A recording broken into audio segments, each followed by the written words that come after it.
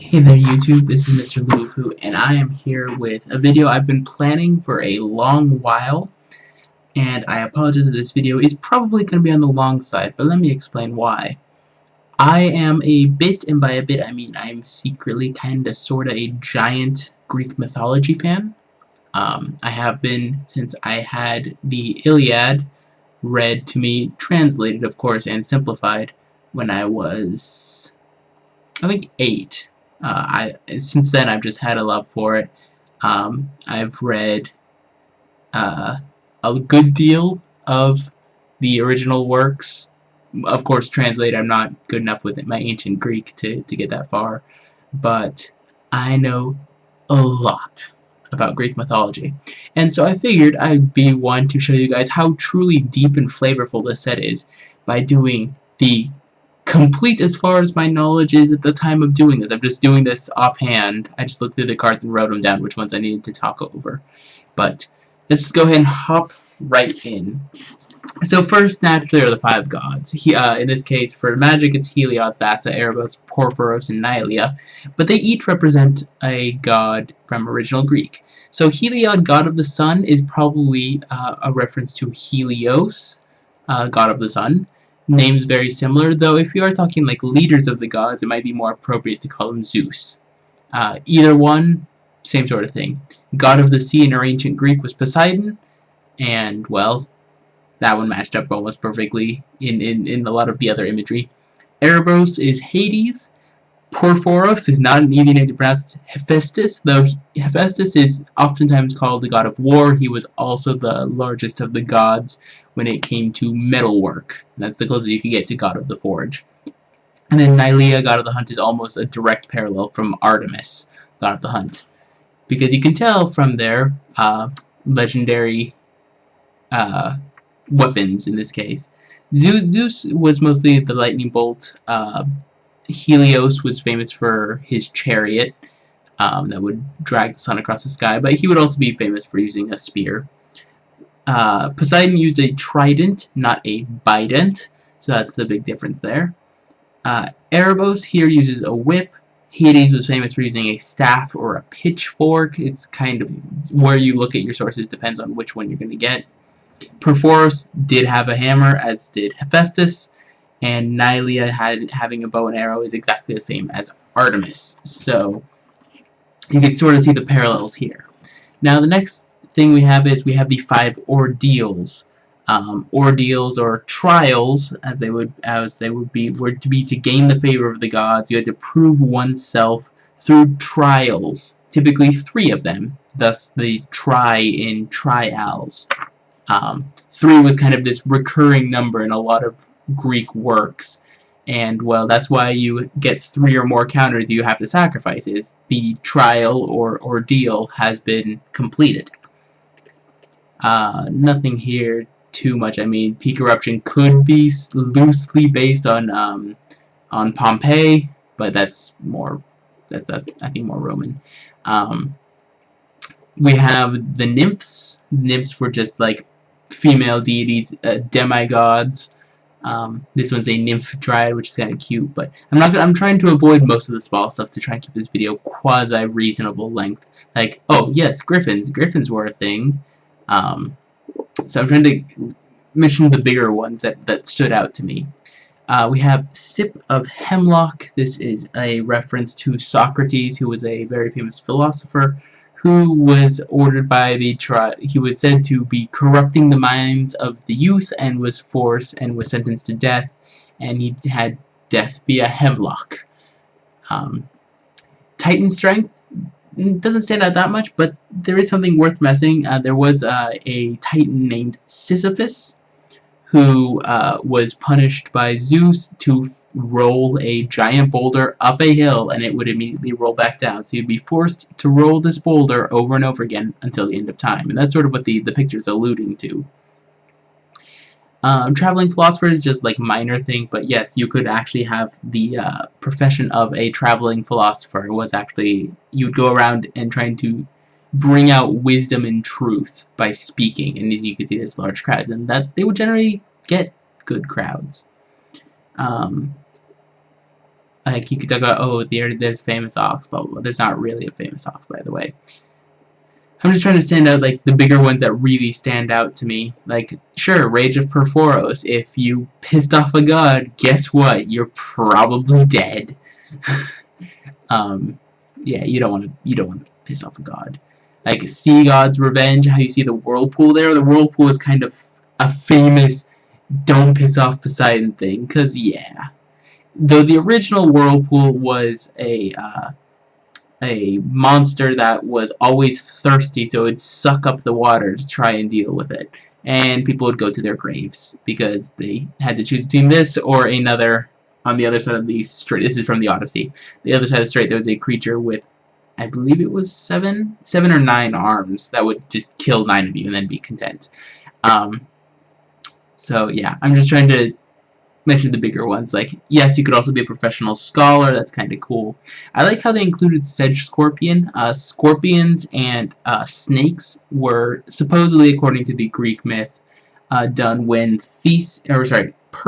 Perseus decapitated Medusa and flew over with Pegasus, and every drop of blood that fell out of Medusa's head became a scorpion or a snake. And it's just kind of cool. I'm glad they included it in here. Like, there weren't that many Minotaurs, I'd like to point out. There's only one. Messenger speed could be a reference to the Olympics, where there was, well, one person who was a messenger who had to go and deliver a message from point A to point B. I believe point B, I don't remember point A, I remember point B was, oh my god, how could I forget this?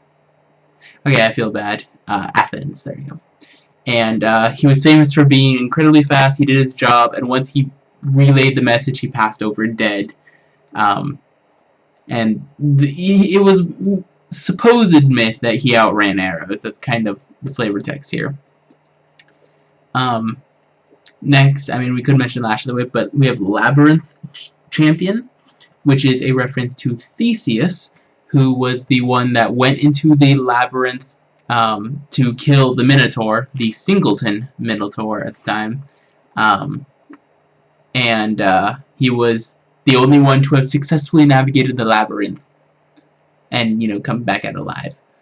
And you can sort of see, it used to be a lair, now it's just a tunnel. It really explains that that's exactly what happened in the original Greek myth. Let's see, what's next? I mean, we could talk about fate foretold. Like, everything that the god that was done is it's the fates. The fates are in charge of everything, and you really can't do much to change it. You just have to hope that the gods are willing to side with you.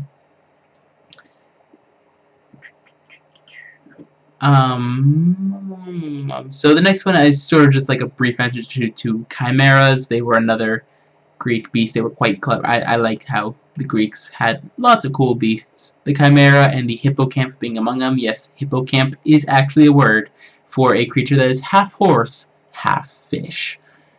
Kind of something cool. According to this, oh, look at that. That's like Spartan-ish. But I kind of want to stay off the, yes, Athens was the city of philosophers, Sparta was the city of fighters, and there you have the Amazons off in their happy little forest. So I kind of wanted to ease up on that and mention some of the cooler things. Arena athletes, kind of a reference to the Colosseum and the gladiators, though. You can always argue that it's something else, of course, but that's very famous of the arena. Next we have, I mean, Hydras were always saying, anger of the gods, as I said, don't piss off the gods. Swan song, I don't really think is a reference, though Zeus was oftentimes would turn into animals, oftentimes a swan. He would knock on your door, and if you, or sorry, like, he would either be like a swan and then just have sex with women, or he'd show up as an old beggar, and if you had an old beggar show up at your house, you wanted to be nice to him, because if it was a god in disguise, then you pissed off the god and you'd be cursed forever. But then it would also suck, because if you invited in Zeus, he'd probably sleep with you if you were a chick, and that would also suck. Because Zeus did that a lot. He was not that nice in that sense. Next one is Wingsteed Rider, kind of a reference to, as I mentioned already, Perseus and the Pegasus. Pegasus saved Perseus from a long fall, and then they went and killed the Medusa and did all sorts of other cool things. Hundred-Handed one is a reference to a group of... Sorry about the cutoff. Let's just go ahead and hop right back where I was. Hundred-Handed one, it was or there were a group of titans that had 100 hands and multiple heads, but they were just a group of titans that did stuff, so it's kind of cool. Hithonia the Cruel is naturally a reference to the original Gorgon Medusa, and maybe one of her two sisters, because there were 3 Gorgons. Just one of them was very famous because she got decapitated, and you know, yeah, you didn't want to mess with her. Now we have, I mean, the Caryatids were famous as well for a little bit, but not for any particular reason other than they were just another creature.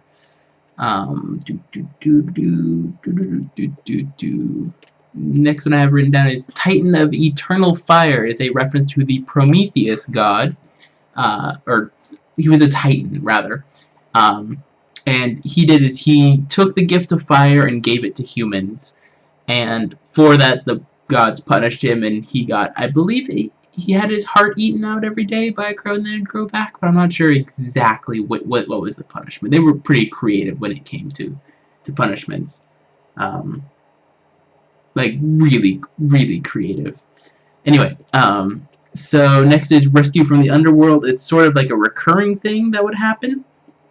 That several times that if you had to save someone from the Underworld, you always had to go there, take the boat into hell, and go and bring someone back, which is why the flavor of this card is just absolutely fantastic. Omen Speaker is sort of a sly reference to all the oracles that would go on.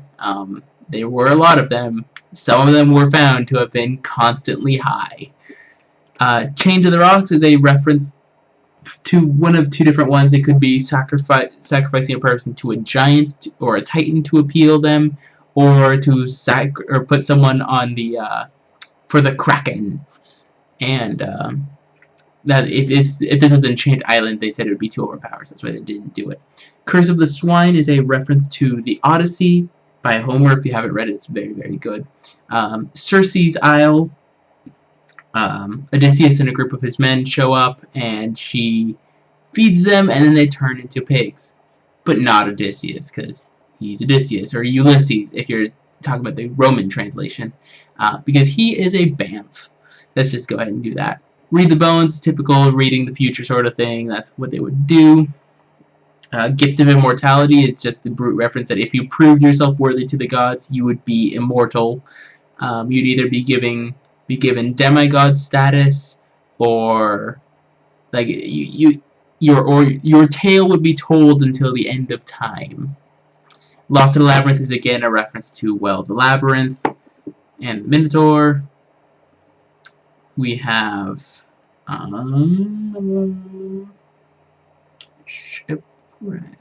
Shipwreck Singer. So it is a siren. The original sirens were horrible, horrible beasts with beautiful voices that would cause men to want to go see them. And so they would leap from their ships and then drown, and typically, more specifically, get eaten by the sirens. So you didn't want to do that. The only again, if you want to, I'm not going to spoil the story, of course, if you haven't read it for some reason. They play a role in the Odyssey. I'm just going to move on. We have the Triad of Fates. So the Fates were famous, again, another 3 triad, 3, group of 3. They were the, I can't remember, Moirai, I believe it is. There would be 3 fates. The first one would spin the thread of your life. The second one would measure out its duration, and then the third one would cut it, thus ending your life. You can sort of see this in like the movie Hercules if you've seen it. But they were very famous. The fates would always change how your life, or like not guide. They would foretell what your life would be. Metamai the Ageless. I kind of wanted to mention this Sphinx because it's like the Sphinx's riddle is quite famous. it comes from the tale of wow. It comes from the tale of, oh my god, why cannot I remember his name? I'm so bad at this. It's the guy who screwed his mother and killed his father.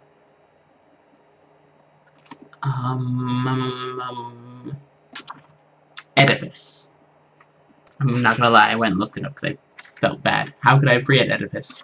Oh, Oedipus Rex, you did so many horrible, horrible things. But that's sort of a reference to the original Sphinx. We have the Prophet of Crufix is sort of a reference to all of the many, many, many, many prophets that would happen. Again, much like the oracles, they were oftentimes on crack. They were very good at giving not crack, sorry. They found a steam vent that would release fumes over one of the places, but they were able to see the future, sort of, so kind of. They were said to, and they would often give it in very, very vague but correct statements. Timurit, the Murder King, I think is just a like it could be a reference to any of the many emperors, but I think it's a reference to Nero, who was famous for just killing a lot of, like, you didn't mess with Nero because you would be dead. D-E-D, dead. Next you have the Underworld Service. So the Cerberus, the original three-headed beast, was said to be guarding the entrance to the Underworld. You didn't mess with it. Anax and Syme could be any number of very famous couples, though it might be that, like it could be Odysseus and Penelope. I don't think it has to do with Agamemnon, because Agamemnon's wife kind of, killed him because she was spiteful and crazy. I don't think it has to do with Helen of Troy, because, well, Helen of Troy kind of ran away to go have fun elsewhere. Anyway, let's move on. We have the, you can sort of say the Guardians of Meltus, but I'm going to save that for the Colossus Macros. We have the Fleet Feather Sandals, which were the symbol of Hermes, who was a god. I believe he was a full god and not a demigod. And he was very, very famous for his winged cap and his winged sandals that would make him run very fast, i.e. haste. We have the Colossus at Akros, which is a reference to the Colossus at Rhodes, one of the 7 man-made wonders of the world. It got destroyified during an earthquake in 226 BCE, I think it was. And it sort of collapsed, and everyone was sad. But it was a very ingenious thing. It was actually the Colossus at Rhodes was the statue of Helios, by the way. Pyxis of Pandemonium is a reference to, well, the Pandoras Box. I can't believe I stuttered for a second there. Where everything bad in the world is put into this box. Zeus said, "Do not open it," and Pandora's like, "Yay!" And then everything bad happened, and it's all her fault. The Acroan horse is a reference to, well, the Trojan horse, where they hid inside, they brought it in, and then killed everybody. Witch's Eye could be a reference to many, many, many things. There are a lot of witch's eyes that show up, trust me. The fact that it's a witch's eye, not someone else's eye, means it's not like Oedipus gouging out his eyes after he realized that he did horrible, horrible things. And then, of course, temples. You would always go to pray at these temples. And basic lands. Okay. And then I could mention these, but it doesn't really matter. These were all jobs you could kind of have. Okay, so that is it. I hope you guys enjoyed this random lesson that you get to show off a little bit at your pre-release now. And thank you guys for indulging in my nerdiness.